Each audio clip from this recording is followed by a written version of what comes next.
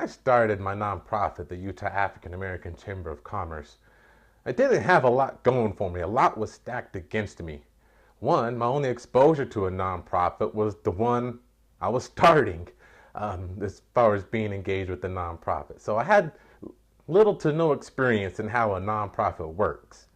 Also, I didn't have any business experience. The only business experience I had really was being involved in network marketing, which introduced me to networking events, and that's how I found out about chambers of commerce. And I was quite a young guy. This is going on about 10 years ago, so 27, 28 years old. So didn't have a lot of experience in the community or even really knew about community leadership or servant leadership. I didn't realize how big of a role that was going to play in the success of this organization. So when I look back now, I can understand why people weren't really just jumping on board when I talked about, hey, I'm starting a black chamber for the state of Utah. Now, for those that don't live in Utah, or maybe even those who do live in Utah, you can see Black Chamber of Commerce in the state of Utah. Doesn't really sound like it would be a successful organization, being that there's only a 1, maybe 2% population in the community. So the odds were against me as far as starting this successful organization. And I look back and I talk to people and introducing them to this concept, this vision I had, and I couldn't understand why they didn't get excited about it as much as I did, because I saw the need and I saw how things can get moving and growing within our own community. And I didn't see it, but I was actually blinded by the vision I had. In John Maxwell's book, The 21 Irrefutable Laws of Leadership, one of the laws he talks about is the law of navigation. Anyone can steer a ship, but it takes a leader to chart the course.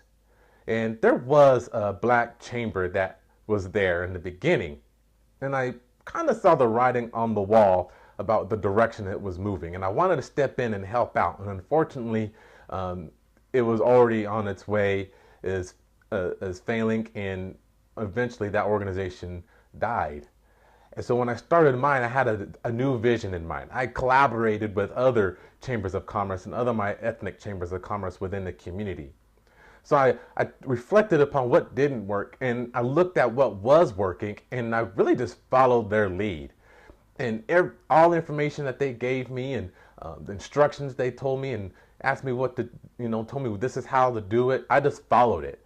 And over time, I was able to develop at least the foundation of it. And then people started taking me a little bit more serious, like, wow, he is really serious about a Black Chamber of Commerce. And, the first 5 years of the organization was really, really tough.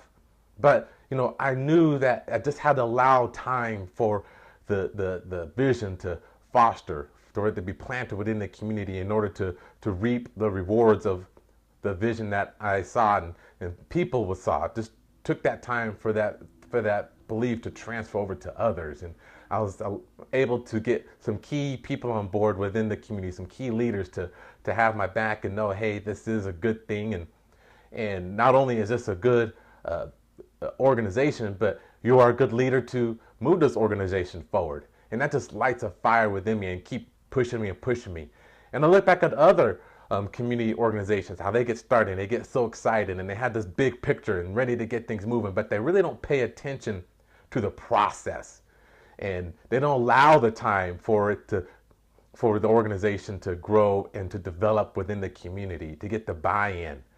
And so when it starts failing, then they lose the vision, they lose the momentum.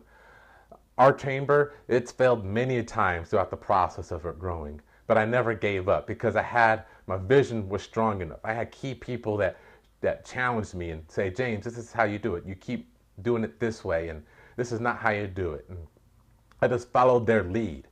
So as a leader, when you go to navigate your team, if you want people to really follow you, not only do you want to just steer the ship, you want to chart the course. You want to be knowledgeable about, be ahead of the problems, or know how to be there to know how to solve the problems by not only your experience, but the experience of the key people around you, your mentors, the people who you follow as other leaders in the community.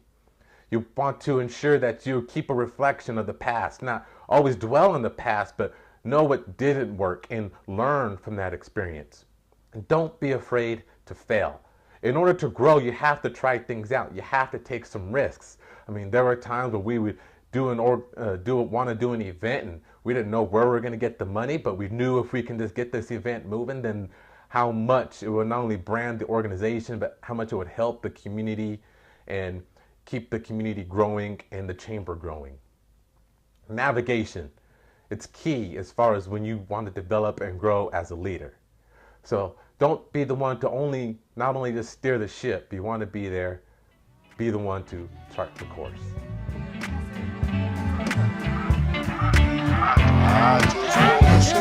I just wanna go